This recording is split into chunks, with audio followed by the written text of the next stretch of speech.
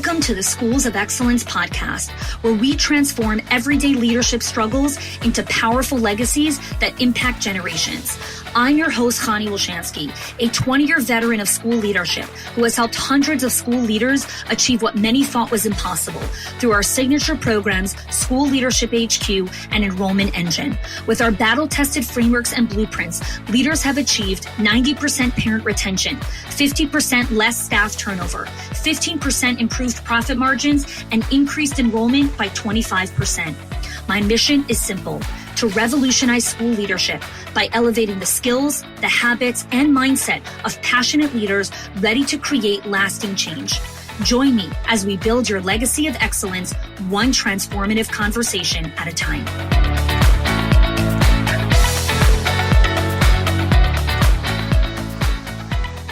So welcome back to the Schools of Excellence podcast. Today I have a special guest with us who will introduce herself, and we'll dive right into today's conversation. Hey, good morning. So I'm Irene Gomez, and I'm from the J Center for Early Learning here in El Paso, Texas. Tell us how big your center is, like how many teachers and children you're responsible for on a daily basis.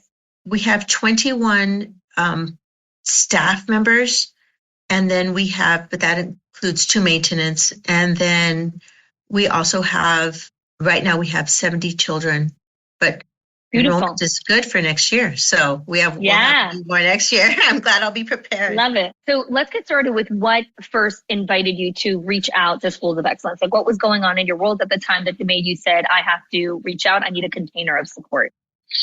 So actually, our founding board member, Nancy Shiloff, she had heard of you, and she had heard of other directors that had gotten so much information from you. And it was her dream to say, this is what our new director, and I was a new director at the time, would need in order to be successful in this role. And that's where we started. Yeah, I love it. I love it. So when you joined the program, what were some of the first skills that you worked on when you dove in? Again, you were a new director and all of that kind of stuff. Talk to me about some of the skills that you learned. The calendar was super impactful. So before I would just let everybody walk into the office, I would run off like a chicken for whatever fire that needed to be put out, whoever wanted to come in and talk to me at any particular time. There was no calendar. The calendar was just any appointment that needed something major, like a board meeting, but I never thought of having one. So let's unpack the mindset of the calendar, because again, we talk about it all the time here on the podcast and the membership. And a lot of people glaze over when they hear the word calendar, because I have a to-do list, I have a calendar, what were those big mindset shift as you started to embrace what it means to really have a calendar and boundaries? The boundaries weren't just for other people, because I think sometimes when we think about boundaries, we think about how other people are impacting us.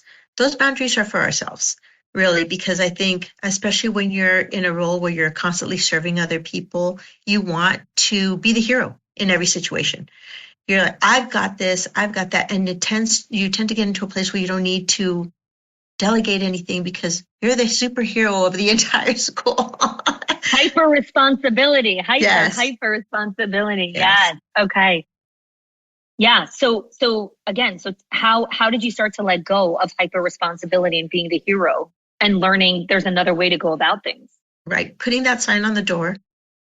Tell us what the sign is. Again, some people are new; they don't know what it is. Yes, I can't even remember what it says because it's always on the opposite side. But this I said, I'm trying to build a school of excellence here. It's not. It's a boundary for both sides. It's for me. If I don't know what's on the other side of the door, I don't feel like I have to get up and deal with it. Somebody else will deal with it, and it'll be okay. Mm-hmm. And that's kind of a mindset that I learned, especially, is the fact that it'll be okay. It'll be okay if it's not me handling. Yeah, absolutely. So as you started to embrace your calendar and create those blocks and those boundaries, right, what happens is we start to learn about ourselves, our leadership, our relationships, how we connect with teachers, how we connect with families. So I'd love for us to dig into a little bit about your staff culture and how, as a new director, you started to cultivate relationships with your staff. Right. So I think one of the things I remember the most, especially at the beginning of our training, was that you said it in one of the Facebook groups. You said the teachers take care of the children and the director's supposed to take care of the teachers. And I never saw it that way before. I always thought like, I'm here for the kids. But really, if you have a strong team, you know they're doing what they need to do. You know the children are loved. You know that all of those little things would get taken care of. But really, if you have a strong team that feels that they want to stay forever, that really helps to not have the staff turnover, to feel like they can come to you for anything and really get guidance, and that they've got the part of the kids. They've got it. Yeah. Yes.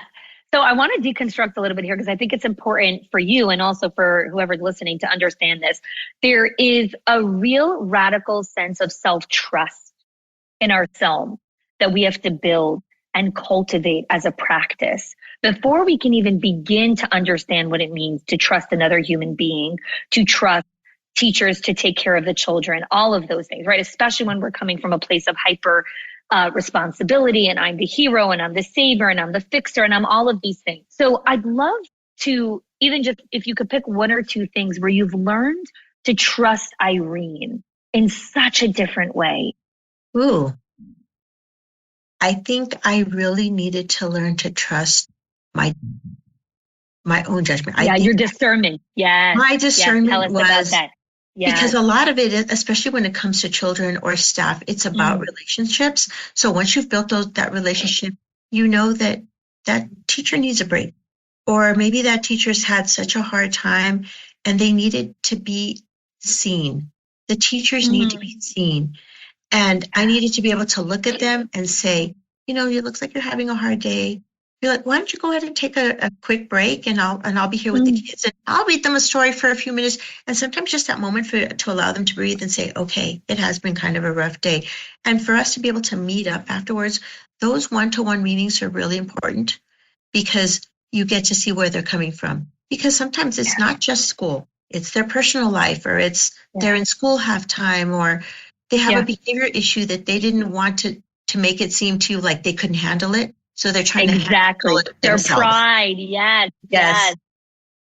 Yeah. We just actually updated and upcoached the one-on-one rhythm with a simpler framework that just helps leaders really step into it with more confidence. So I love that you're bringing up the one-on-ones, because I think a lot of people think they're doing one-on-ones, but once they start to really dig into the framework and the concept, they're like, whoa, I actually have not been doing this. Like, let me really, dive into this. So I love the self-trust piece. Just going back, you've learned how to trust your own discernment better. What else have you learned where to trust Irene better? I think essentially we always feel like we could do more. We always feel like, and I always felt like I could do more. Like at the end of a 10, 11-hour day, you think to yourself, oh, I never got to this. And I'd wake up in the middle of the night thinking, oh my gosh, I never did this. And I've needed to trust myself to say, you did everything that needed to be done in this day, and anything else can be passed over to the next day, and it'll be all right. Yes. It's my rule. There's no getting ahead rule. Right? I teach this concept, right? You never get ahead. There's no such a thing, because you can work for 90 hours straight. Oh, sure. And there'll still be work at the 92nd hour, right? So I love those 2 points, Irene, that you're bringing up, right? Learning to trust your own discernment and learning to trust that you can never get ahead, and that there's no such a thing as getting ahead, and you did enough for that day, and that's enough. That's enough. That's so beautiful. So let's dig a little bit deeper on the staff culture piece, because again, as a new director, people pleasing, over functioning, all of those things, fixing, saving, all very common things that we have when we're new, because hey, we're new, we want everyone to like us. So talk to us a little bit about your experience in building real relationships with staff, right? Not relationships that are based on they like me, but relationships based on trust and alignment. Right. And that's so true. I think every director, especially new directors, they come in and they want everybody to be happy, but that's very surface level. It's a surface. It's also not a goal. It's not a metric. And not a metric. When you're talking about that, it's such a hard road to toe, because at the same time, the minute you bring somebody back and you say, you know what, I didn't like this, can we fix this? They don't like you anymore. So that can be hard. So one of the things that made the biggest difference is the fact that those one-on-ones. I thought I was having one-on-ones because I would walk into the Why class. did you think? Yeah, tell me why you thought you were having one-on-ones and what is different after learning this in the Schools of Excellence framework. So I would go in and I would talk to the teachers and say, "Hi, how are you guys doing? Like, do you guys need anything today? How can I help?" But everybody, of course, would be like, "Oh, we're fine. Everything's great." Yes, I didn't know anything about them. I didn't know anything about them as people. I didn't know about their lives. I didn't know what struggles they were having in the classroom because, well, I asked them and they said they were fine. Don't we all say fine when somebody asks us? So that one-on-one. What do you want me to say? No, I'm falling apart and I need help. And, right. Like, what do you want me to, what did you want me to say? Exactly. I'm not frazzled at all. Yeah. So, yeah. To sit down and to allow the teachers to sit down and say, "This is where I could use help. Would you help me with this?" Even if it's something as simple as a lesson plan, I wish that my lesson plans were stronger, or I wish I knew how to move ahead. Like, I want to move as an assistant teacher to a lead teacher. How would I do that? Those are conversations that are had in those one-on-one times, because nobody wants to say that in front of their coworkers. Nobody wants them to say, when the kids are running around, nobody says those things. Or if they are having a behavior issue, to say, "What else can I try? What else can I try?" It's like to be able to build that framework with the teacher together and say, "What are you seeing? Well, let's try this. And how else can I be of more support to you?" Is something that's done in a one-on-one situation and not just on a flyby. You're doing okay, right? So I always say it's the equivalent of like at the dinner table, right? And all the kids are sitting there and the husband decides this is a good time to tell his wife, "I really want more kids." Right? Not the time, right? We're not having that conversation now, right? Yeah. So you need to understand when we have certain conversations and when we don't have certain conversations. And one-on-ones is this beautiful container. And I love that you gave the specifics of like an assistant teacher feeling safe enough to come to you and say, "I'd like to move forward to become a lead teacher." What does that look like, right? So that is a huge part, Irene, of the emotional and psychological safety that you created relationship-wise, because someone has to be vulnerable enough to tell you, "I want to move ahead." So tell us about your gratitude practice and how you have implemented that inside and how that has helped build just emotional safety and connection. Hey, school owners, I see you. You've built the team, you've trusted others with the work, and somehow it still feels like everything lands on your shoulders. And that weight is exhausting. What if you could stop carrying it all alone? What if you can finally see exactly where your leadership is getting stuck and what to do next? That's where the Strategic Leadership Scorecard was made for. In just 2 minutes, it will give you a clear diagnosis in one of the core areas of leading a school: enrollment, financial health, staff culture, or parent engagement.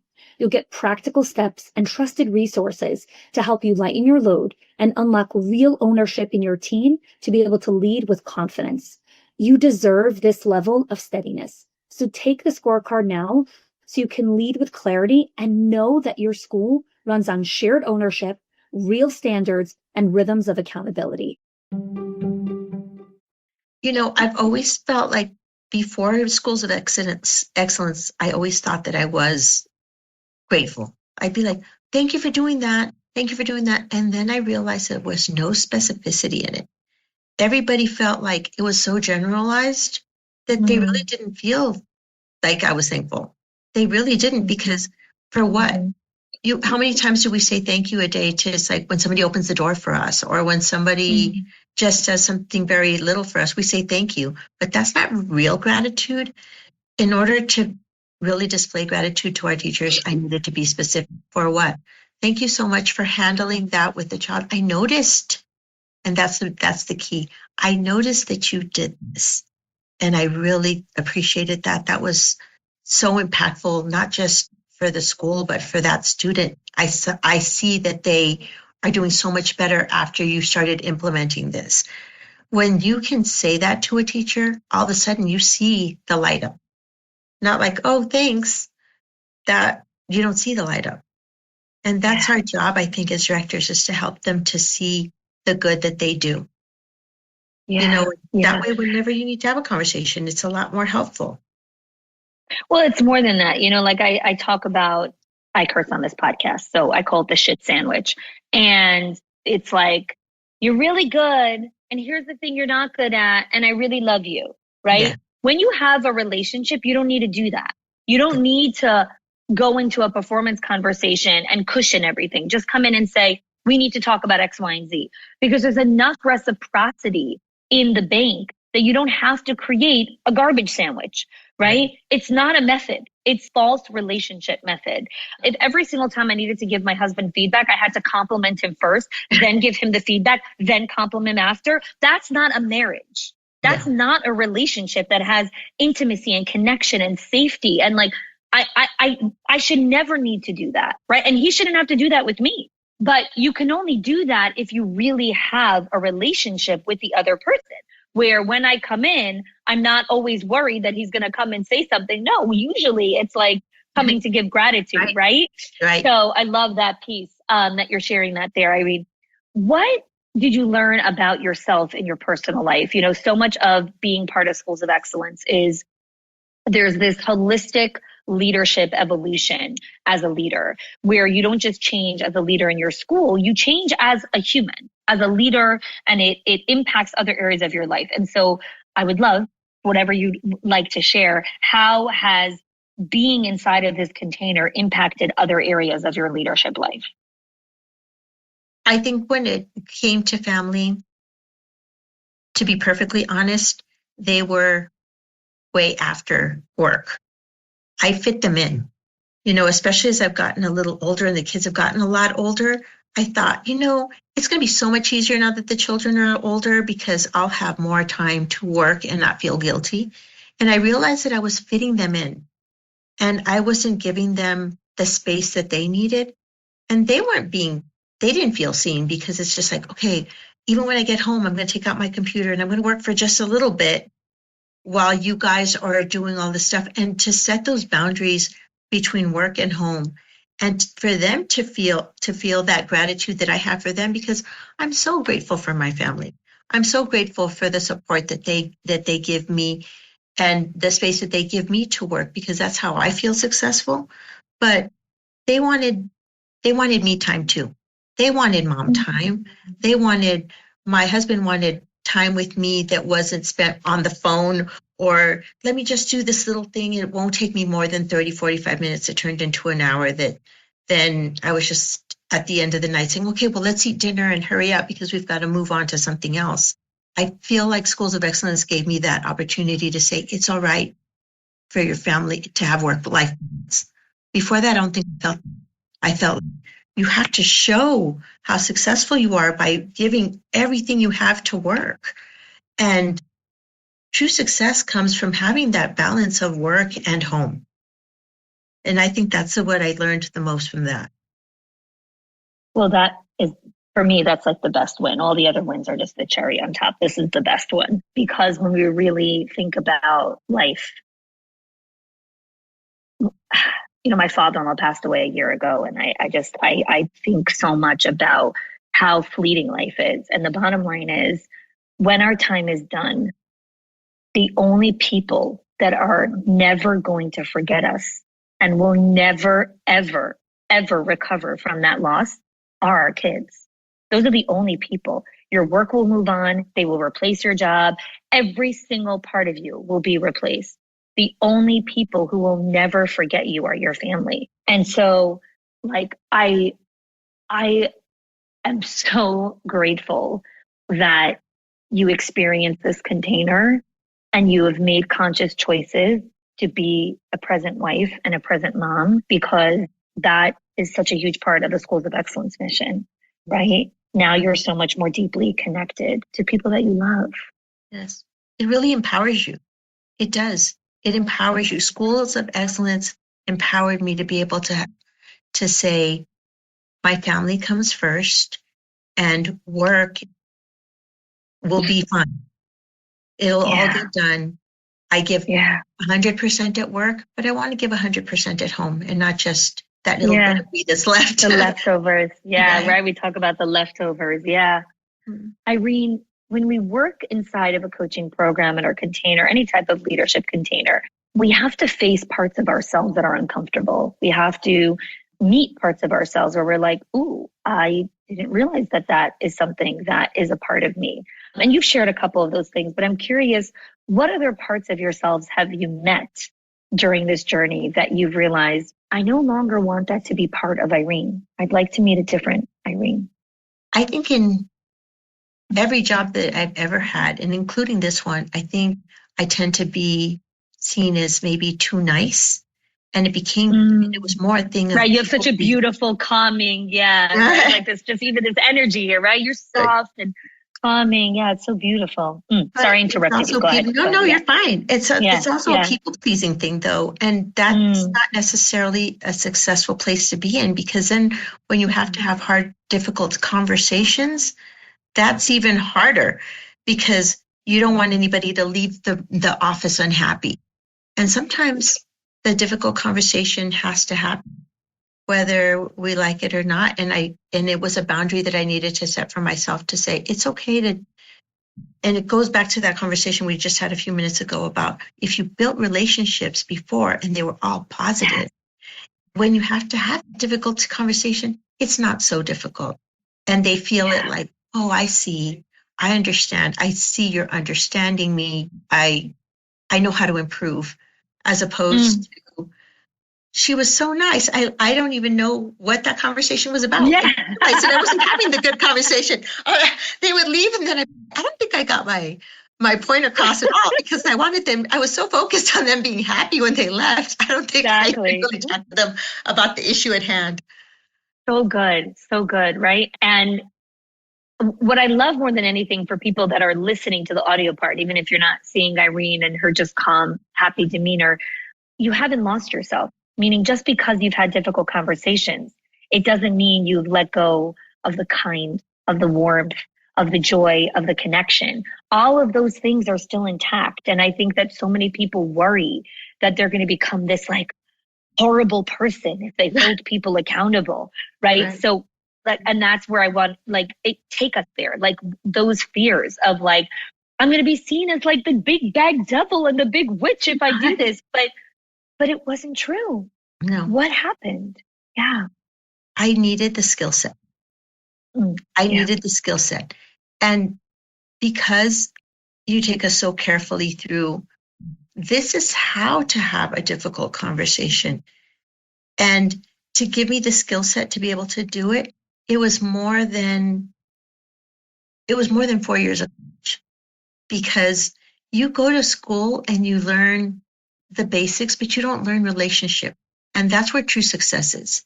True success is on having very little turnover, in having teachers that feel supported, and but I needed the skill set for it. And I didn't have it, but I always thought I did, but I didn't really have it. And for you to be able to take us through that skill set and say, this is how you do it. These are the words you can say, and let's practice them. That is super empowering. That is really super empowering as a leader, because sometimes you don't know exactly how to do it. And I needed that. I want to add, well, first of all, thank you. I received that. And I'm so honored that you were able to take the content and really execute it and apply it and install it into your life, right? More than anything.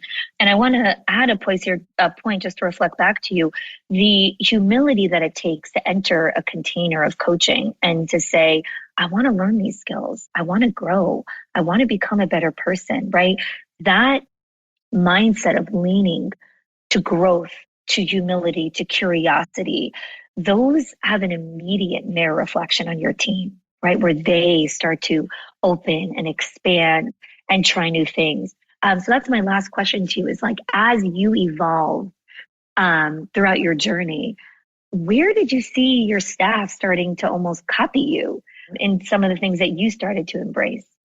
I think where I could see it the most is the way that they spoke to each other. So, and I started to see that reflection of like, oh, I think I say things like that. I could hear them speaking to one another in a different way that sounded more respectful, that they seemed happier than, And I think you see it in their faces. I call it the angry eyebrows face when they're this all day long with their eyebrows down and they're like zero eye contact. No eye contact, yes. Right, exactly. No eye contact. Then all of a sudden you start to see that reflected in your staff. And you started to see it reflected in the staff because they become empowered. They become empowered to come in and say, when we have, not just in the one-on-ones, but even they needed to come in and talk to me about something. Hey, could we do this differently? They felt respect. They felt respect. And not like, oh gosh, I have to say something to her. I don't want to be afraid. I wouldn't want staff to feel that way. And so they felt empowered. And even the way they would say it, they said it in a different way. It wasn't like in a cowering way to say, like, is there any way we could get this done? With their head down, it was eye contact. Hey, is there any way we could get this particular thing done? Wouldn't this be a great change to make? I want them to come to me with their ideas because I'm not the be all know all that I'm the only one with ideas here. They needed to be empowered for that. And I think that's where I saw that the most, is that they were reflecting what I was saying to them. Oh my gosh. So this is like its own podcast episode in itself, right? Because if I think of the number one question I get, there's so many, but at the top 5 would be how do I get my staff to do this? How do I get them to change? How do I motivate them? How do I this? And my answer is always, it starts with you, right? You need to make these changes. And people don't want to hear that, right? Because that means that they have to do the work as opposed to making other people do the work, right? But this is such a beautiful moment where you're saying, I changed, I up-leveled, I learned how to speak better, I learned how to have better boundaries, I learned how to do all these things. And my staff started to copy me, and my staff started to mirror me.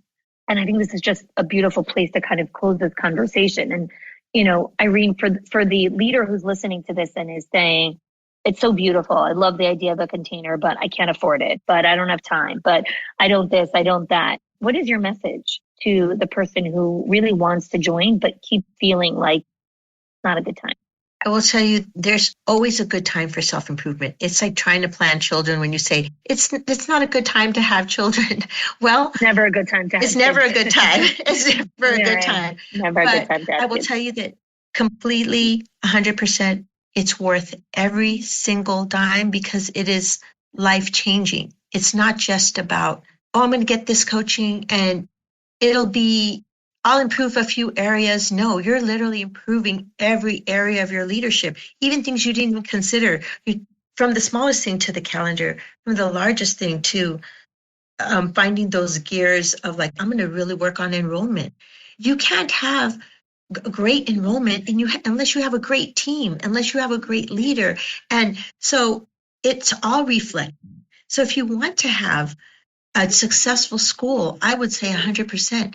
Get the coaching. You'll see it reflected in every area of your personal and your career.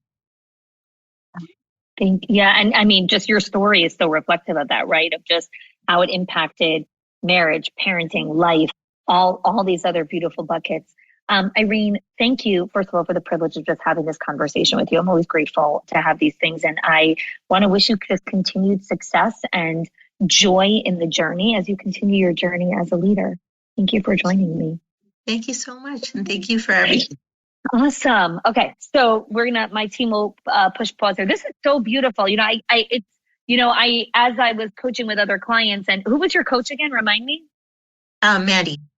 Mandy, right. Mandy gave me updates and stuff on how you were doing, but this is so nice just to be able to one-on-one have this conversation with you. And I love that. Question for you, Irene. I know that you guys used funding and grant money to join the program. Do you know of other leaders who would be interested possibly in participating in the program who would be a good fit? I tend to be in your community here in the school, but I'm okay. I don't even know I know that sounds really bad, but I don't even know the other leaders in the other schools. I know that one of our elementary school, that's the next step to us, the Jewish preschool, they're getting ready to hire a new director, and I think it would be needed. I would love if you can make an introduction. We actually have a $2,000 referral rate that we give to anyone who refers us with someone and they close. So if that would be something you'd be interested in, I would love an introduction if they would be interested in that. Okay. And the reason why I always ask our clients is because you know the type of person who would be successful in this program, right? It's not for everyone, right? And the person needs to be committed and ready. And so if you feel that that person's a good fit, I would be honored to have an introduction. Right. And I know they're still in the hiring process, but they should be making that announcement soon. And I think it would be perfect for that school because good for us to have similar mindsets. And I think they would see a lot. I love that. I love that. Thank you, Irene. I appreciate that. I'm glad I asked. Thank you for this beautiful conversation. I'm so glad you had just a great experience and enjoyed your time with us. And I'm grateful for the container that we were able to support you in.